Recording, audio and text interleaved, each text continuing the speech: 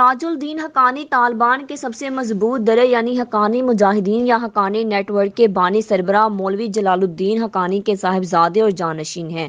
9/11 کے کچھ عرصہ بعد بیماری اور ضعیف العمری کے سبب جلال الدین نے سراج الدین کو اپنا جانشین مقرر کیا تھا اور اس طرح اس وقت سے وہ حقانی نیٹ ورک کے سربراہ ہیں۔ اس طرح اپنے والد کے جانشین ہونے کی وجہ سے اسے طالبان حلقوں میں خلیفہ صاحب کے نام سے پکارا جاتا ہے۔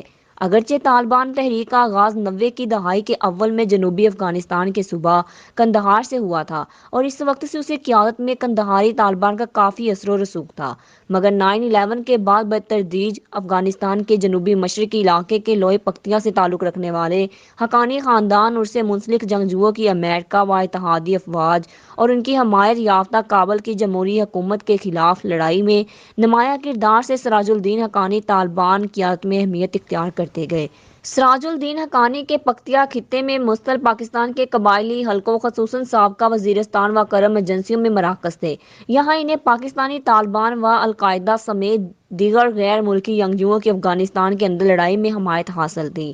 سراج الدین حقانی نے 19 اکتوبر کو طالبان کے مارے جانے والے ارکان کے لواحقین کے اجتماع سے خطاب میں دعویٰ کیا کہ وہ افغانستان میں ہونے والے خودکش حملوں کے بانی ہیں۔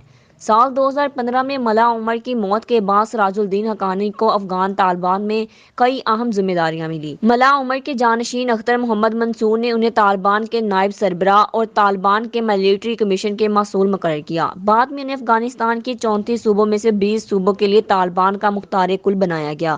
یہاں ان کے فیصلوں سے تمام تقرریاں اور جنگ کی منصوبہ بندی کی جاتی تھی۔